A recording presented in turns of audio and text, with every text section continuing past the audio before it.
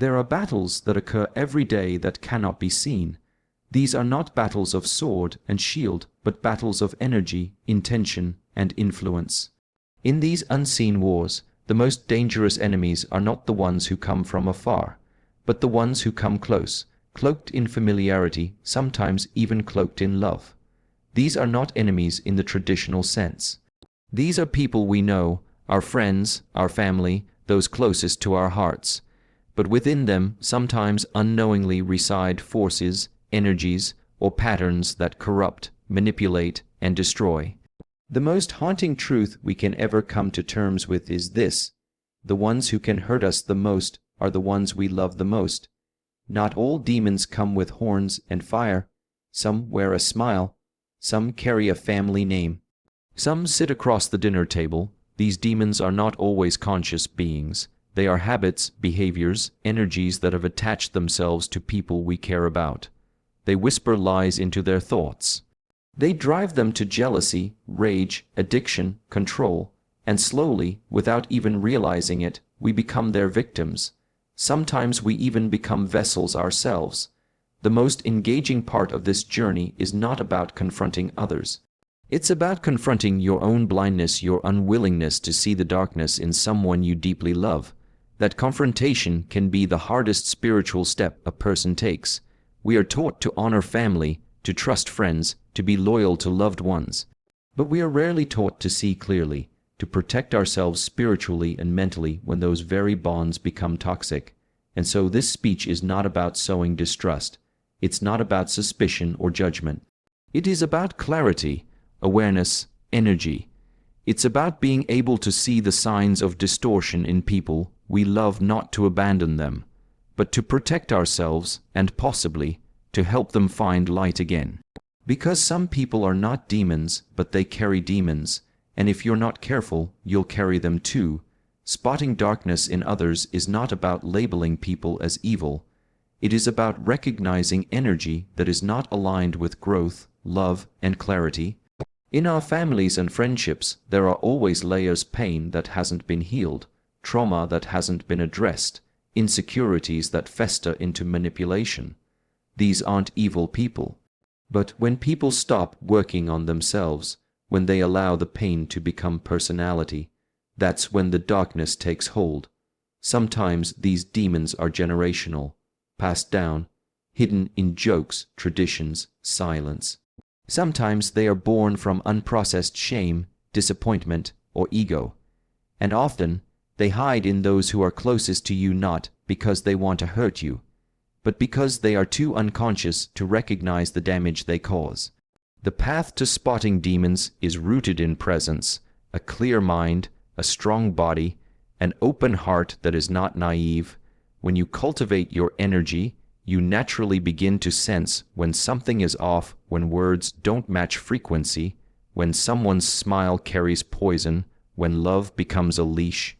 You begin to notice when conversations always leave you drained, when you're manipulated into feeling guilty for choosing yourself, when someone celebrates your failures quietly and resents your peace.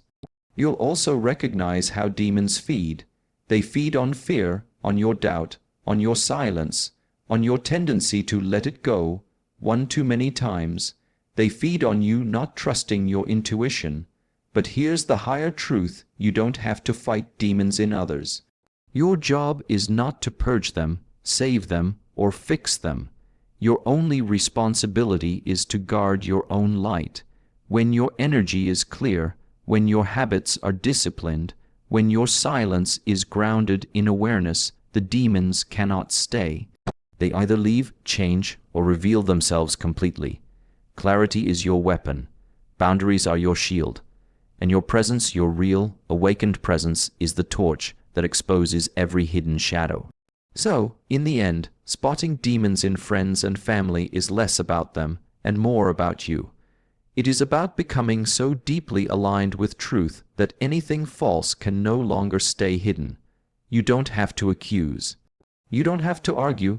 You simply have to see and choose accordingly, because the most spiritual act you can perform is not always forgiveness and not always compassion. Sometimes It is walking away from people you love to protect the person you are becoming. Because protecting your peace is protecting your power. When trying to identify the unseen forces within people close to us, one of the first and most subtle signs is distorted energy that drains you rather than nourishes you. Energy is not just an abstract concept. It's something you feel the moment someone enters a room, the moment a conversation starts, the moment your mind and heart interact with theirs. Some people radiate calm, inspiration, support. Others bring chaos cloaked in charm, or heaviness hidden under humor. And the most dangerous are those who confuse you, leaving you unsure whether you're loved or manipulated. When a friend or family member has been overtaken by dark inner forces, not necessarily supernatural, but psychological and emotional distortions, the way they make you feel becomes a reliable compass. Energy doesn't lie. If after a conversation you feel confused, emotionally exhausted, mentally foggy, or spiritually unsettled, something is wrong. Most people are taught to ignore these subtle signs. We're told it's just mood swings or that we're overthinking. But if your body, your intuition, your inner clarity feels dimmed in someone's presence, you need to pay attention. When someone you care about consistently drains your peace, not by sharing a burden or asking for help, but just by being who they've become, that is not love. That is a form of energetic parasitism. Distorted energy manifests in many ways. It shows up in constant complaining with no desire to change, in persistent criticism disguised as advice, in conversations that revolve only around them, where your silence becomes the price of harmony. You'll find yourself shrinking, adjusting, suppressing parts of yourself just to keep things stable. That's not connection. That's emotional survival. And often, it's a signal that a darker influence, fear, bitterness, envy has taken root inside someone. They might not know it. They might even mean well, but the damage to you is the same. Not all darkness announces itself with cruelty. Sometimes it walks in as guilt. Sometimes it calls itself love, but behaves like control. You'll know you're dealing with distorted energy when you begin guessing your boundaries. You feel obligated to explain your choices. You notice that they celebrate your struggles more than your victories. You begin to lose your appetite for things that once brought you joy, simply because you're around them too much. Their presence doesn't inspire you, it invades you. It sits in your thoughts even after they've left the room. They ask questions that sound supportive, but are subtly undermining. They share your secrets when it benefits them. They expect you to be available always, but never return the favor unless it's convenient. And when you finally start to distance yourself, they say you're being selfish, or worse, they act like the victim. All of this, though it may not seem demonic in the traditional sense, is the result of corrupted inner forces' ego that has gone unchecked, pain that has calcified into resentment, pride that no longer allows love to flow freely.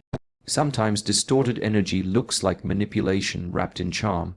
They say what you want to hear, only to later betray your trust. They apologize without changing. They demand loyalty but give none. They may play the role of the wise one, the healer, the one who always knows what's best. And yet, their advice always seems to diminish your light rather than strengthen it. There is a weight that comes with their presence, and you cannot fully explain it, but your nervous system knows. Your spirit knows. You begin to dread seeing them, though you can't fully articulate why. You justify their behavior, making excuses rooted in the past, how much they've done for you, how much they've suffered, how much they love you. But real love doesn't feel like suffocation. It doesn't demand sacrifice of your peace, your truth, or your boundaries. It's especially difficult when this distorted energy comes from family, from blood. Because you've been conditioned to accept it, to consider it normal. You were raised in it, so you don't question it. It feels familiar, and that familiarity can be mistaken for love.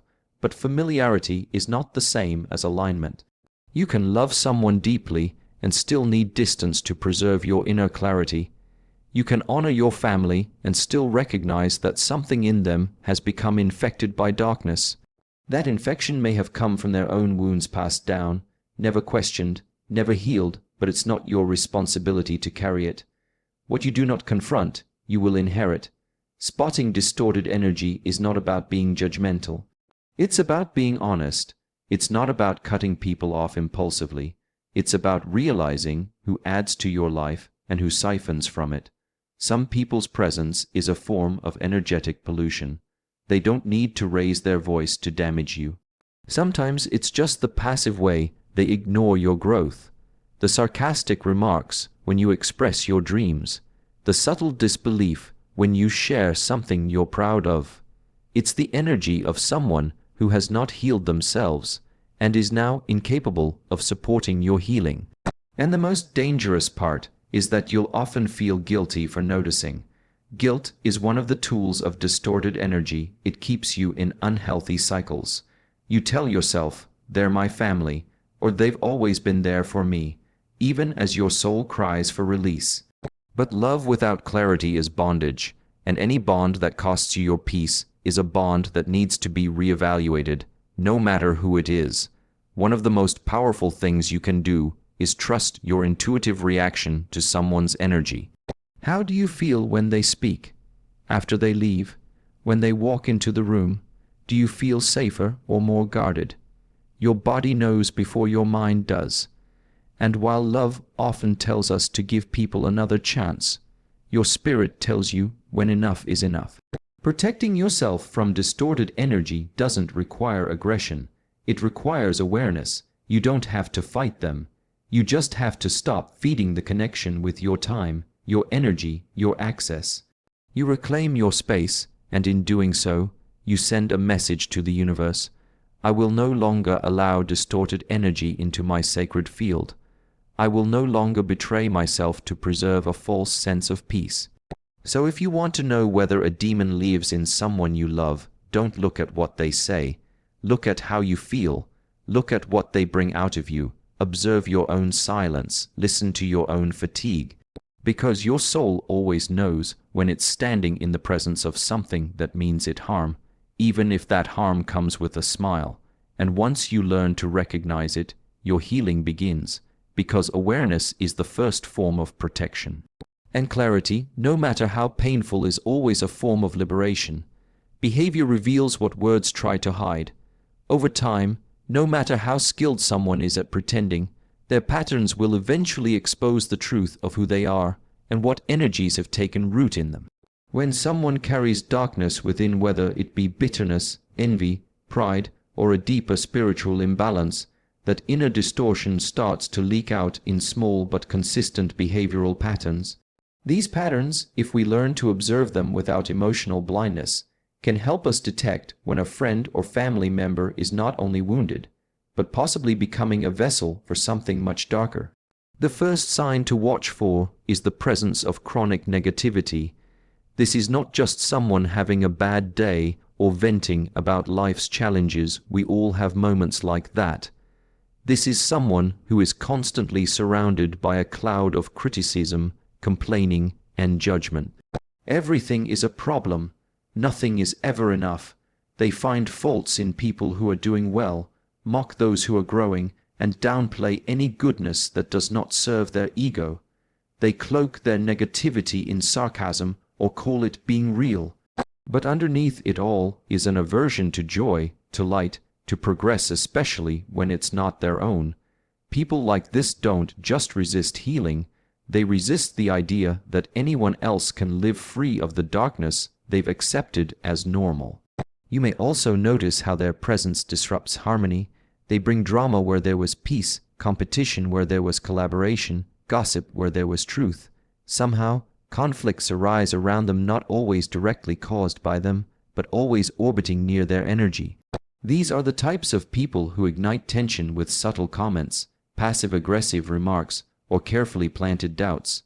They stir things up and then step back as if innocent, but if you watch closely, the pattern becomes unmistakable. Wherever they go, something always becomes unsettled. This behavioral trail is not random, it is the external result of internal chaos. Another pattern is the manipulation of truth. These individuals twist conversations, reframe facts, or conveniently forget their own wrongdoings to protect a fragile ego. If you ever confront them, they either deflect, deny, or flip the narrative, so you end up questioning yourself. Over time, they erode your sense of certainty. You begin to doubt your memories, your instincts, even your feelings. This form of gaslighting is not always loud. Often, it's wrapped in a calm tone, a disappointed look, or a cleverly phrased half-truth. But its impact is devastating not because of what's said, but because of what it causes you to feel: confusion, guilt, disempowerment. One of the more sinister behaviors of people who are influenced by internal darkness is their use of kindness as a currency. They give only to control. They help only to hold power over you later. They keep a mental scorecard of what they've done for others, and they expect loyalty, obedience, or emotional submission in return. If you refuse to play by their rules, they withdraw that kindness and replace it with coldness or punishment, not necessarily physical, but emotional. Withdrawal of affection, silent treatment, spreading doubt about you to others. They punish you for not playing the role they had designed for you. And this reveals that their kindness was never unconditional. It was a tool of manipulation, disguised as generosity. Jealousy is another major signal, but it doesn't always present itself openly. You might notice how they can never celebrate your achievements sincerely. Their congratulations feel hollow or forced. They might not say anything negative, but their silence is loud, or they quickly shift the conversation back to themselves. When you're going through hardship, they're attentive, but when you're succeeding or finding peace, they become distant, distracted, or subtly critical. This kind of behavior reveals a spirit that cannot tolerate your light, not because they hate you, but because your growth reminds them of their own stagnation. Their shadow cannot celebrate your rising because it feels like a threat to their identity. That's not love. That's an internal war projected onto you. Also, pay close attention to how someone reacts when you enforce a boundary. Do they respect it, or do they challenge it? Do they become angry, withdrawn, manipulative? Do they make you feel guilty for protecting your own space? Boundaries are where hidden demons are revealed. The more someone has grown dependent on controlling or feeding off your energy, the more violently they'll react when you take that energy back. Their true character, not the mask, emerges the moment you stop playing the role they had for you. Some people don't want relationships. They want emotional contracts that guarantee their control. The second you break that contract, you see who they really are. Even their jokes carry weight. Humor often reveals hidden resentment. Pay attention to the jokes made at your expense, especially when you're around others. If someone repeatedly jokes about your insecurities, your failures, or your vulnerabilities, that is not love. That is a behavioral leak, a small crack in the mask that lets the shadow show. They laugh, and so do others, but inside you feel the sting. That feeling is not wrong. It is truth knocking at your awareness. Don't ignore it. Another pattern worth observing is inconsistency, not in daily habits, but in character. They behave differently around different people. Their kindness changes based on who is watching. Their empathy fluctuates based on whether or not it benefits them. They treat you with warmth when they need something, and with indifference when they don't.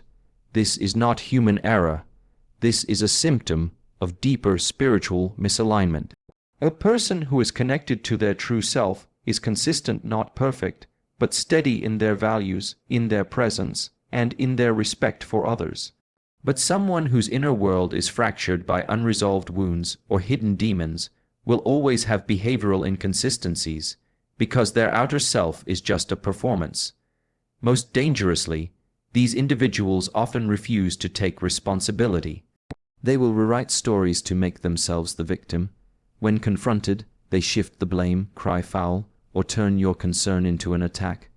They rarely apologize genuinely, and when they do, it's often followed by a but. This inability to self-reflect is not just a personality flaw, it is a spiritual blockage. It reveals a deep resistance to accountability, which is essential for healing. Without it, a person becomes more and more distorted. And if they're close to you, a friend, a sibling, a parent, that distortion can begin to influence your behavior too, especially if you're constantly justifying it or absorbing it. The longer we stay around behavior like this, the more it wears down our clarity.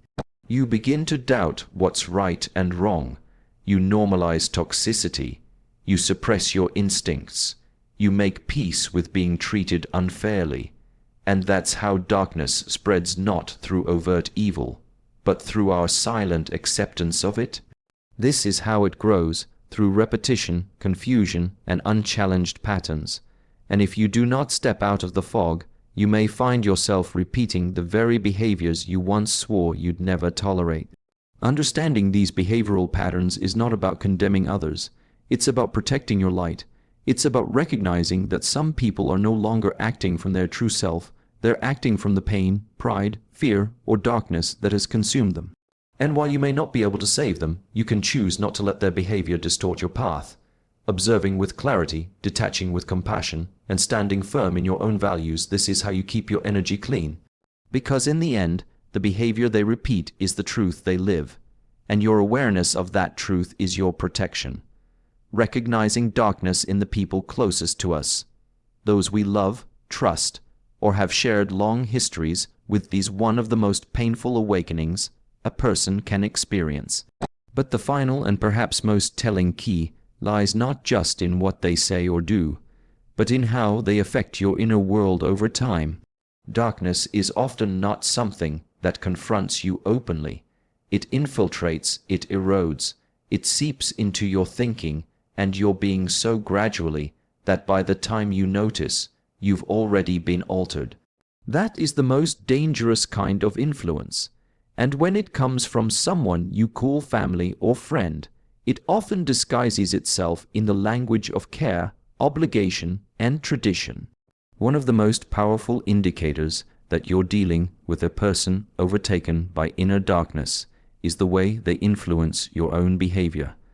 Their energy doesn't just disturb your peace in the moment it starts to shift your mindset, dull your joy, and cloud your clarity. You begin to feel like a lesser version of yourself, not because they told you directly that you're not enough, but because being around them continually reinforces feelings of unworthiness, guilt, shame, or confusion. You start adjusting your truth to avoid their criticism. You begin staying quiet so they won't twist your words. You minimize your successes because you don't want to trigger their envy or judgment. Without realizing it, you begin molding yourself into something that doesn't upset them. That process, when sustained over time, is not love, it's spiritual erosion. If your spirit feels heavier after interacting with someone, if you walk away from conversations feeling like you need to recover, you must understand that this is not random. It's the result of a misalignment that you've been taught to tolerate.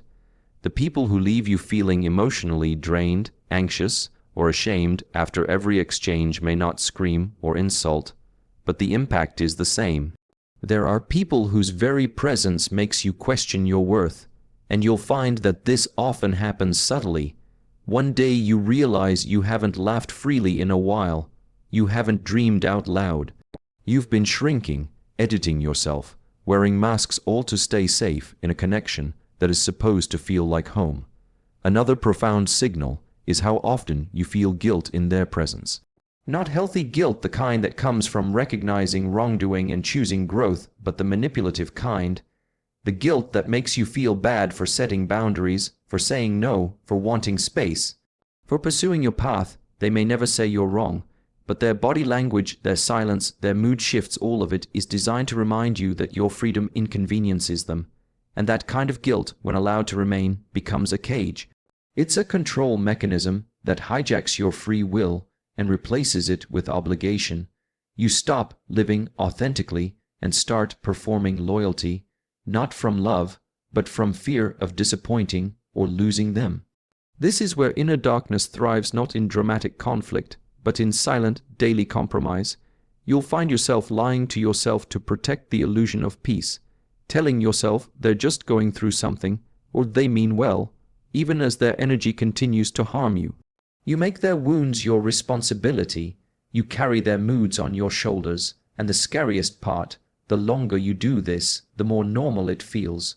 You forget what clarity feels like. You forget what it feels like to speak without filtering every word. You forget what real, nourishing love feels like because you've been surviving on emotional scraps.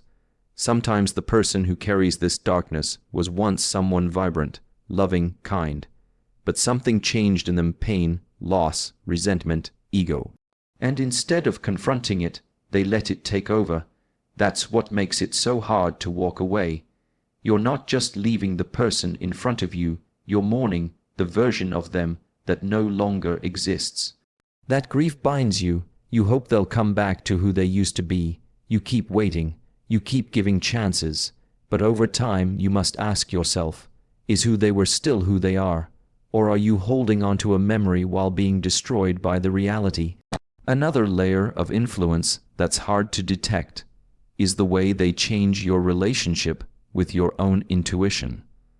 The more time you spend around people with distorted inner energy, the more you start to question your inner guidance. You feel something is wrong, but you don't act on it. You sense manipulation, but you doubt yourself. You feel emotionally unsafe, but you stay silent. This disconnect between what your spirit knows and what your mind is willing to accept is the battlefield where darkness gains power. When you silence your own truth for the sake of harmony, you don't just lose peace, you lose alignment. And without alignment, your decisions, your relationships, and your entire path begin to drift off course. This is why spiritual protection isn't just about prayer or rituals, it's about radical honesty. You must be willing to see people as they are now, not as they once were or as you wish them to be. You must be willing to accept that not everyone who says "I love you" actually treats you with love. That some people's love is conditional, selfish, or rooted in control. And that when someone's presence continuously steals your joy, dims your light, or poisons your self-worth, they are no longer aligned with your growth, no matter their title in your life. There is a deeper spiritual truth here. Sometimes you are the one chosen to break the cycle, the one in the family or the friendship circle who says no more, the one who stops pretending, the one who stops making excuses. That's not disloyalty, that's leadership, and it's one of the most courageous spiritual acts, to choose light over tradition, growth over comfort, truth over illusion, to protect your peace even when it means standing alone. Your environment affects your evolution. You cannot reach your highest potential if your closest bonds are corrupted by envy, bitterness, or unhealed pain disguised as love. You can pray, meditate, read, and journal all you want, but if you are constantly surrounded by energy that drains you, undermines you, or manipulates you, your spiritual progress will be slowed or even reversed. This is the hard truth many avoid. Sometimes the greatest act of self-love is distance, and it doesn't always mean cutting someone off with anger or hate. Sometimes it means loving someone from afar. It means releasing the illusion that you can fix or save them. It means understanding that not every demon wears horns, some wear the face of someone you once adored, and that your soul came here not to carry everyone, but to walk in truth. And sometimes truth means letting go. The moment you reclaim your space, something shifts. You begin to breathe differently. You hear your own voice again. You laugh more freely. You stop flinching internally. And in that clarity, you see just how much weight you were carrying. You realize how far you had wandered from yourself. And that realization is not just liberating, it's sacred. Because ultimately, the most powerful way to detect darkness in others is to observe how they affect your light. Do they support it or suffocate it? Do they celebrate it or compete with it? Do they honor it or try to steal it? Your light is your responsibility.